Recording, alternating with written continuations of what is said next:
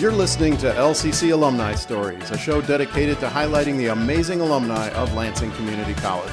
I'm Steve Robinson, president of LCC, and on each episode I have the awesome privilege of getting to know one of our many inspiring alums and hearing about their experiences at and since leaving LCC. The LCC alumni community is expansive and far-reaching. They're an incredibly diverse group of people, representative of all walks of life, working in hundreds of industries across the country. LCC Alumni Stories shines a bright light on alumni who make positive contributions to their communities and showcases those who've overcome obstacles and barriers to achieve academic and personal success. These are their dynamic stories. My guest today is Kani Caldwell, who studied here at LCC and currently works as a campus recruitment coordinator for Ernst Young. Kani, thank you for being here today. Thank you, Dr. Robertson. I'm very excited to be here and to share my story. Thanks for having me. I'm really excited to talk to you. So you are currently working at Ernst Young, and you talk to college students about careers at your company. Tell me a little bit about that. Yeah, so not much to tell right now because I'm actually still in training. Okay. I started with the firm about 3 weeks ago. Oh, fantastic. Congratulations on the new gig. Thank you. I'm still learning a lot, lots of trainings, lots of meetings, but essentially, yes, you're right. I'll be helping college students get internship opportunities, full-time positions with our accounting firm, specifically in our service line for strategies and transactions. Great. Well, I know the employment market is incredibly competitive right now. So you've got a daunting task of trying to attract recent grads to come work for your firm because they have so many choices. What were you doing before you got hired by Ernst Young? And so that's a really good question because I specifically chose this position because in my previous role, I was an admissions counselor. So I was working with students and I really enjoyed recruitment. I enjoyed the whole process of helping students make, a big life decision on where they're going to go, which many students can find that to be a daunting task. And so from my own experience being a first-gen student, I felt as though it was important that I was definitely someone to implement change and have an impact to students. And so I just found I wanted to do it on a larger scale, which then brought me to Ernst Young. But previously, I was actually out at my old alma mater, Michigan State University. Mm-hmm. Mine too. Go green. Go white. And so I was out there doing admissions work. And so I did that for about 2 years, and it was a great experience. Just connecting with people that I used to actually learn from as instructors and working side by side. It was really a full circle moment for me. So I'm always curious to talk to colleagues in higher ed. You did admissions at an R1 Big Ten university for a couple of years. Tell me about that a little bit. What is it like to, in the life of an admissions person, to try to attract students to an institution like Michigan State? Tell me a little bit about your day-to-day and what it was like in that role. Well, first and foremost, just from me being an alum, I already have a love for Michigan State. And so trying to convey that to students, I think can be tricky because, you have your own experiences. You're trying to relate to them in a way to say, hey, I did this, you can also do this.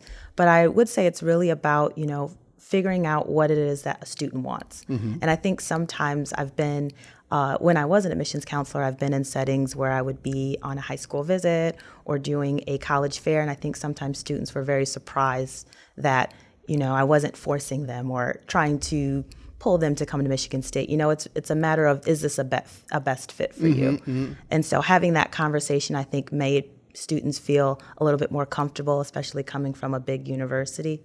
I would say to work there, to start as a student and then to work for Michigan State, it was definitely a transition where trying to take off that student hat and really put on an admissions counselor role and say, okay, I'm not a student anymore, I'm an admissions counselor. Right. So that definitely was a transition, but working for a Big Ten university was amazing. I had a great undergrad experience and even better professional experience. Well, that's cool. And it sounds like a lot of those experiences that you had in admissions at MSU will really translate to this new role at Ernst Young. You're essentially doing the same thing. You're kind of presenting an opportunity to folks, and it's a talent attraction position, right? Exactly. That's exactly what it is. I'll be helping students navigate their professional aspirations and really finding the best fit for employment now. And so I always love working with students. I just think that they're fresh, they have new ideas, and I really do believe that with the position that I'm in, I do have an opportunity to really impact students' lives. Well, that's fantastic. And you mentioned that you're a first-gen college student. That's a big passion of ours at LCC. So tell me your college story. You're the first person in your family to go to college. What was that like for you? Where did you go to high school, and how did you find your way to post-secondary? I will for sure say it was a lot of questions and not all the time a lot of answers. It took me a lot of asking things that I thought were the right questions, also adapting and really accepting the fact that they're just things that I don't know and not being hard on myself for that, and understanding that I need to take these experiences that I do have and learn from them so that I can help, my siblings or help, in my professional sense, students that were just like me. So I definitely did take a sense of ownership in that when I was going through my journey of I wanted to be an impact. I didn't want students to experience the same, just experiences where you just felt like maybe you're inadequate or maybe you don't deserve to be here just because you don't feel quote unquote prepared. And so I definitely did take that college experience to heart, and I did my best to maximize my opportunities at MSU. Well, that's so important because, I talk to first-generation college students all the time, and there is that imposter syndrome, like, I couldn't possibly be here, that kind of thing. Where'd you go to high school? So I am from the Lansing area, so I am a Viking. I went to Lansing Everett. Okay, great. And so I am very proud to be a part of the Lansing School District, go off to be still relatively close to the community, going to Michigan State, and then even finding employment in the area soon after college. And so, yes, I am a Viking, and I don't know what else to say about that. No, that's great. And, from an economic development standpoint, we love it when our most talented folks stay here, right? So you grew up here, you went to college here, now you got a great job here. That's awesome. So talk to me a little bit. One of the things I'm really excited to talk to you about is you mentioned that, so you go from Everett to Michigan State, but you have an interesting LCC story. You took classes here, and the name of the podcast is Alumni Stories. I have a very broad definition. We do. Of what alumni are. Our community colleges touch all kinds of folks, including folks who go directly to baccalaureate programs.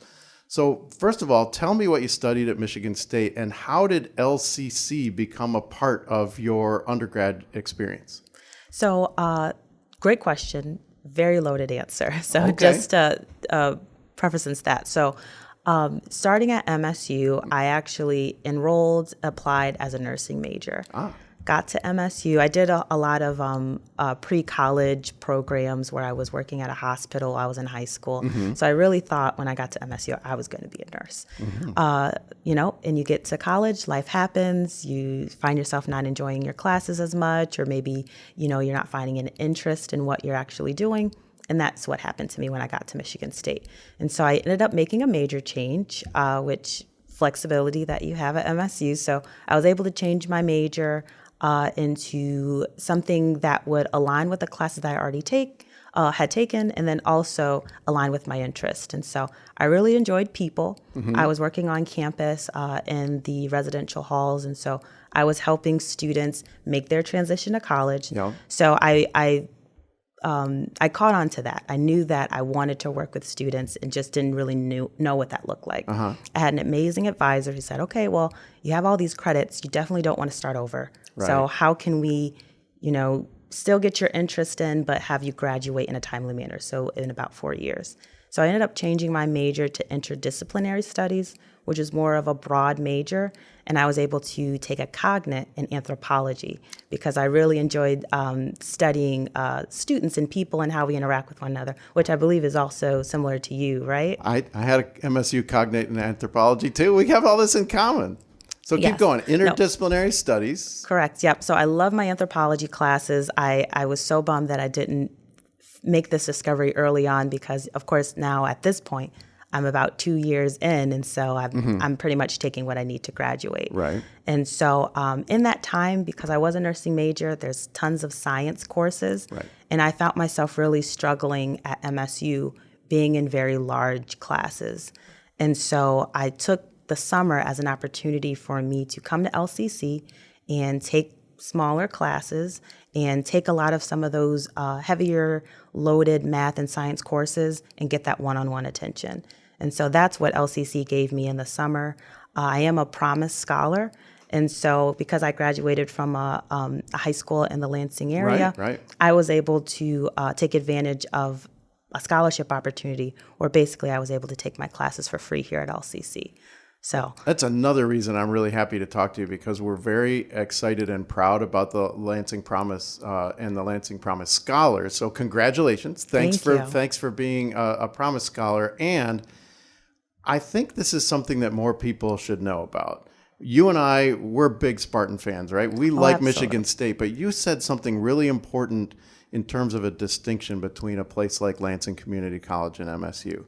So you found smaller class sizes here at LCC in the hard sciences. Tell me a little bit more about what those experiences were like for you here at LCC studying with our great faculty. Yeah, so I actually have a very close history with LCC. So I was always around campus per se. I have a mother that actually works for the college. And so I kind of grew up in the library a little bit. So It was very funny because I would be going to class and then I would go to the library to study. And then I would see people that knew me and they're like, oh my gosh, I can't believe you're here now as a young adult and you're doing classes. I remember when you were a child. So I was very familiar with the campus, but more on just being a little kid wandering hallways and finding things I probably shouldn't find, and just kind of being mischievous. But it's the parents' workplace. Exactly. Kind of thing. I'm very familiar. Yeah. Exactly. I was like, go somewhere, sit down, just don't make any noise. So that was kind of my experience. But then to be here as a student,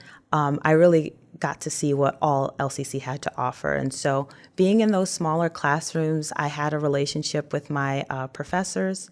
I was also able to take advantage of tutoring opportunities. So I stayed in the tutoring labs, and I think it's the Learning Commons that you all have. And so I was able to build a connection with them as well. And so I felt as though I was able to really excel in those science courses just because I had a lot of that one-on-one attention. And it wasn't hard to find. It was in close proximity. I didn't have to walk too far. So I definitely think I might not have enjoyed my science classes as much if I would have went to MSU and taken them versus coming to LCC for the summer. Well, I love hearing you say that for a couple of reasons, because for me, this is a both and. We MSU is great, LCC is great, but one of the contrasts that you just drew out is, in addition to the small class size, is these opportunities for more engagement and more one-on-one time with tutors, with faculty members. And it sounds like that's what you found in our science, because we have fantastic faculty. And again, I am a big proponent of large universities. All three of my degrees are from a big, R1 university. But I'm the same way. I didn't do great in those giant lecture hall classes. And so one of the things that we have going here is this laser focus on teaching. So those hard sciences that you got taken care of here, it sounds like gave you some forward momentum at MSU. And even though you changed your major, allowed you to get the kind of gen ed credits that you needed to graduate. Absolutely. I would say, like you said, even though I did change my major, my courses were transferable. I was able to even use those courses as I changed my major for my new studies. So it all really ended up working out, and I didn't have to come out of my own pocket to do it. So I would say that was a pretty big win for me. It's a big win, and it's a big win for the community, because the folks who created the Lansing Promise, that's an investment in the future of our community, right? And the funders for the Lansing Promise will literally jump up and down when they hear our interview, because this is the outcome they were looking for. Smart, talented people in Lansing staying in Lansing because of that investment. So I have kind of a hard question for you, and you can answer honestly, because our relationship with Michigan State is really great right now. It has probably never been better. We have this wonderful program called Envision Green. But I want to ask you, what was it like for you in transferring those credits? Was it easy? Were there hurdles? Were there obstacles? Tell me a little bit about what it was like once you took the classes here. Were they able to transfer over seamlessly? Tell me about that. Yeah, so for me, it was a seamless process, Good. which I do know for some students that's not always the case, and it could be a matter of them just not knowing about some of the tools that are online that they can take advantage of. But for me, it was as simple as me taking the classes, sending my transcript over, and my credits appearing on my transcript That's at music MSU. to my ears. Who told you what classes to take? So I worked with my advisor at MSU, and then when I came to LCC, of course, I confirmed that. I enrolled. I believe I did go to the Star Zone. But it looked different back then. Yeah. So It's a lot snazzier now, isn't it? Exactly. Yeah. We jazzed it up over there. oh yeah, I mean, I wish I would have seen the Star Zone back then, but still great service. But yeah, so I pretty much I went to the Star Zone, signed up for classes. I was able to get my scholarship for the Promise, and it was a very seamless process. People at LCC connected me to who I needed to connect to, and I got a response back in a timely manner, and I was able to take my classes and transfer them. That's the goal. That's what we're looking for. And one of the things about your story that does excite me is even though it's only a few classes, it sounds like being here at LCC and that those transfer classes, those experiences, they're still an important part of your undergrad experience, right? You kind of consider yourself an MSU student, but also an LCC student. Absolutely. I would say and I think it does depend on the student. It is subjective. So I took advantage of the opportunities here. So I went to the tutoring center. I met people there, and we formed study groups. And so I definitely, and I think that's just my personality. I'd rather not operate in a bubble. I'd rather, work collaboratively. So, if you're a student like that, there's definitely opportunities here for it. And if you do want to kind of isolate yourself and focus, I think there's room for that as well. So it really just depends on the student. Well, that's great. And, it sounds like, from my perspective, this is the community college really fulfilling its promise, all the way from, getting a 2-year degree or getting a job right after that, or those key classes that you need provided in a mode that maybe was better suited for you. The smaller class size, the, what we call wraparound services. These are folks who are really going to be here to ensure that you have some success. Question, did you talk to any of your MSU colleagues, fellow students, about what was happening here when you were taking your classes here? Did you meet any other MSU students who were doing what you were doing? Oh, absolutely. Yeah? Yeah. So I met other MSU students while I was a student, but also when I was working here at LCC, I happened to take shifts at the East Campus. Sure. And I seen a lot of MSU students bet. taking advantage of course opportunities, and even with it being in close proximity to MSU, it definitely was a good sell for students to go and take classes. And so I definitely did have other students like me, I seen you in my math class and now you're here. It's like, oh yeah, we're taking the same science class. So definitely. That's really interesting to me, because some of our listeners, people who are listening to us right now, might not know about LCC East. So we have a location that's pretty much, it's almost on campus, right? It's just across from like where Fee Hall and everything is. We're essentially right there. Off of Hagedorn. Yep. And we've been there for a while, and that's an important physical presence for us. The other thing that, your experience is pretty recent, like within the last few years, but folks have been doing what you did for a long time, including my father-in-law. My father-in-law was one of our very first LCC students in the 50s and went on and got a degree at Michigan State. So this is another tool that folks have in their toolbox for earning a bachelor's degree. The other thing that impresses me that I'd love you to talk about a little bit is some people who've done what you've done, taken a handful of classes at the community college, but graduate from a place like MSU. They do that, it helps them, and then they don't talk about it.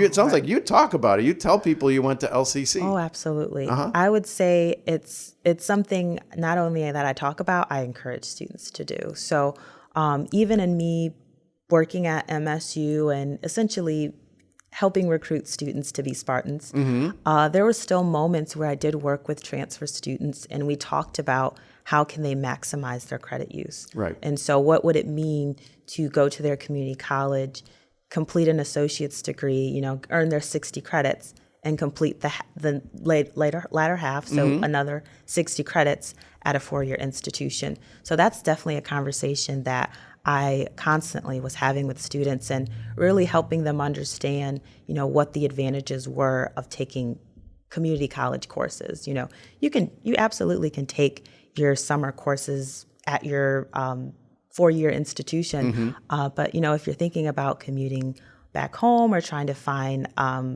just a place to stay during the summer, that can be a pretty big penny for some people to take on.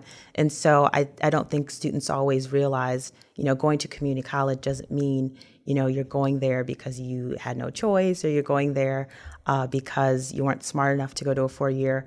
It's really a well-rounded, informed decision that you make. We have students that are, and I tend to do this because I'm so used to being an admissions counselor, I feel like I'm preaching to the choir, but, you have students in high school that are dual enrolled, and so they're taking advantage of college level courses in high school. Yes. So you have high schoolers leaving with 60 credits, an associate's degree, and they're halfway through their college degree and they haven't even stepped foot on a campus. That's right. So I think it's important that students do rethink the way that they look at community colleges. And so just with my own experience and knowing that there were lots of opportunities that I missed out on just for me being not present in the moment, that's something I do try to provide opportunities for students to kind of see the full picture. Well, thanks for telling that story, because a lot of folks who haven't had experiences with our institutions don't have that vantage point. So all of those folks that you were advising and talking about higher education, you were making an impact by letting people know that that's a great pathway. And you're exactly right about dual enrollment. At a previous college, I would teach and give associate degrees to students a month before they graduated from high school. Right. I would attend both their college and their high school graduation, and they actually graduated from college first. Exactly. And one other thought I wanted to share with you is I think the landscape as between big universities and community colleges has changed a little bit in the last 10, 20 years. There was once upon a time where we might have been competing for students, right? Whereas I think we're much more working together. A previous research university president in my former job told me that he didn't view us as a competitor because it wasn't in his university's best interest if his students ran out of money before they graduated. Right. And so they actively told their students to take classes at community colleges because it meant they graduated on time. Exactly. Yeah. Well, this has been a fantastic conversation. I do have one more question for you that, and then a request. Okay. So the question is: so now you're transitioning to talent attraction for a big firm, right? The question I have is: when you see community college experience on an applicant's resume or in their background, I know what that communicates to me. It communicates that they're kind of a self-starter. They made things happen for themselves, and they may have had a more kind of real-world or diverse experience than somebody who went straight off to an elite college. What does it look like to you when you see some of the applicants to your firm having had the kind of experiences you've had, where they attended a community college? Absolutely. And I will say I haven't actually looked at applications yet with my firm, so I can't necessarily speak to that. But what I can say is the mentality that I do bring to the firm, just with me having a higher ed background, I do look at those students as self-starters. I do look at them as those are students that have made an informed decision and they essentially know what they want to do. Right. I think sometimes community college students might have a stigma of, oh, they couldn't get into a 4-year institution, that's why they went there. But that's not always the case. Most of them know what the advantages are of going to a community college financially. And so them making that transition to college, they actually end up being sometimes more successful than those students that did start in their first semester at a four-year institution. So me seeing a student that went to a community college, then went to a four-year institution and excelled, I would definitely say that is a student that I would keep my eye on. I would look at them and I would see, what does their academic history look like? And so I would say, just coming from an admissions standpoint, I'm looking at the whole picture, not necessarily one, love MSU, but, one bright Spartan. It's like, okay, well, they're also a star. They're an LCC star. So, let's couple that. Let's not diminish the fact that they went to a community college.